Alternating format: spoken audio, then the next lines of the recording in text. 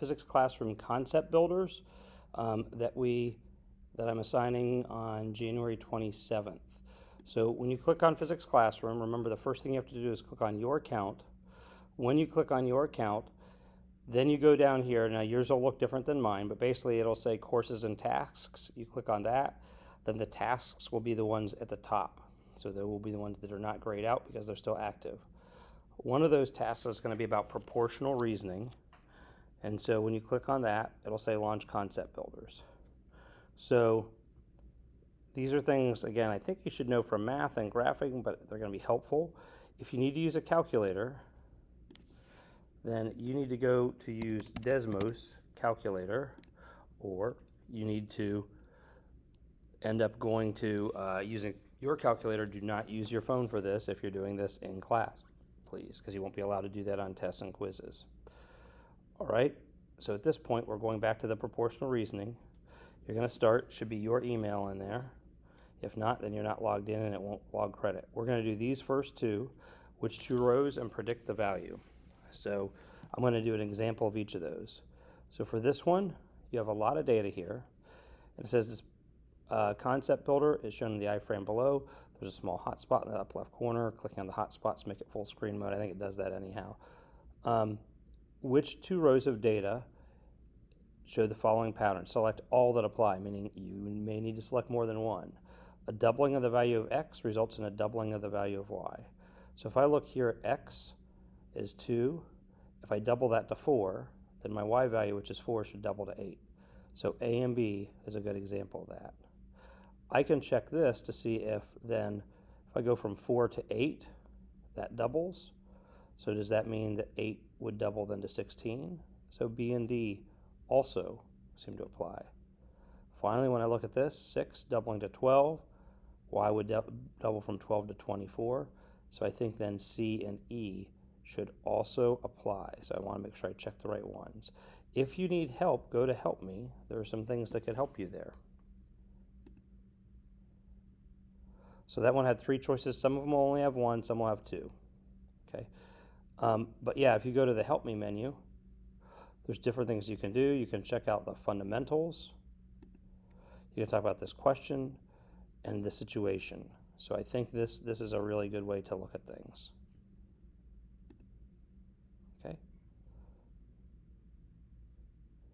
Sometimes this particular question doesn't matter that much, but other ways, like the rest of it seems to. Okay, so that was how you go about this. This one says a quadrupling of the value of x would result in the value of y decreasing by a factor of 4. So again, if I quadruple x, I go from 2 to 8. That means this should go down by a factor of 4. So 24 divided by 4 would be 6. So I think A and D are correct. If I quadruple this from 4 to 16, this should decrease by a value of 4, so that's 12 to 3. So I think B and E are correct. I don't think any of these others I could quadruple. So I'm thinking those are okay. Okay, so they'll all be unique to you. So I'm going to go back, because this is just an example. I want to go back to the part of the concept builder then that's the other one that I'm going to assign. And again, takes a minute, which is predict the value.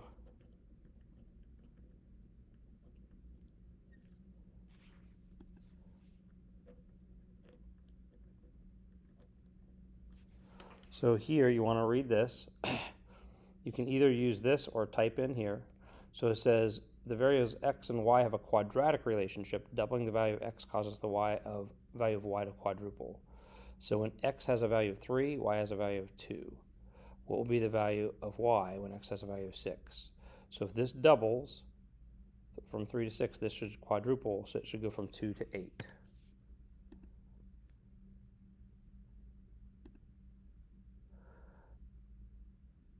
I'm going to go ahead and do this one real quick. So this is linear. Quadrupling causes another one to quadruple. So 5 times 4 should be 20. I want to get to one where it says it's reduced, because I think that, yeah, this one, inverse relationship. I would word this a little differently than they do, so I want you to understand it. Variables x and y have an inverse relationship. Quadrupling the value of x causes the value of y to decrease. I would say to a value of 1/4, not by a factor of 1/4. So basically, if this quadruples, this goes to a quarter as much.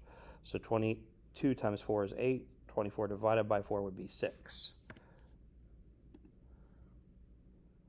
Okay, so that's enough of that one. The other concept builder that I'm going to ask you to do is going to end up being calculating slope. We've done that before. You've done that in math.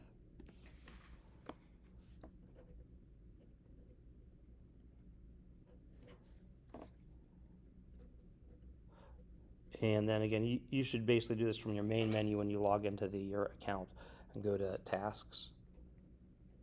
You do not need to click on the concept builders like I just did. So we're going to do apprentice level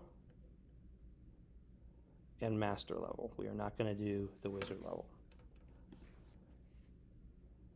So to do this, to find the slope of this, remember you need the change in y over the change in x. Again, if you need help with that, hey, there's a help me menu. You could talk about fundamentals, talks about the fundamentals for the slope of a line, how to think about this situation. There's a lot of details. Those two I think will help the most. I'm not sure if that tutorial will do as much for you because that's more specific to a different type of science that we'll be doing a little bit later. You could also think about this question, I suppose. So again, the help menu is there to help you. But the thing with this is you can tap on a point to view its coordinates. So unlike what we do in lab, all these points are going to be on the line. So for this one, these start at 0. So first one is 0, 0. I click on any point. This one is 10 seconds and 6 meters. So I go up 6 meters and over 6 seconds. So my slope would be 6 divided by 10.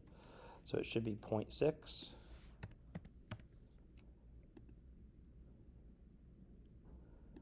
And again, all these in this apprentice level will start from 0. So you could use that as one of your points. But you do need to click on the other point to help you do the math. Again, you could type on this to do it as well. So this one will be 12 divided by 3. So 12 minus 0 divided by 3 minus 0, so that should be 4.0. Check my answer. Go back. Okay. So now I want to go back to the main menu. For me, you wouldn't do that yet until you get done with that level. I'm going to do the master level. In this case, this has non-zero y-intercept, but you still have to find the slope. So you definitely need to click on both points or 2 points.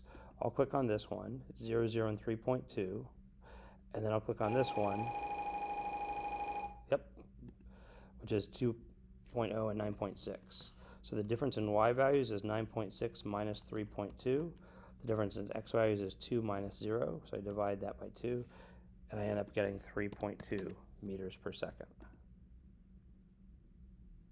So that's how you do these different levels. You need to try to do all those different levels as best you can.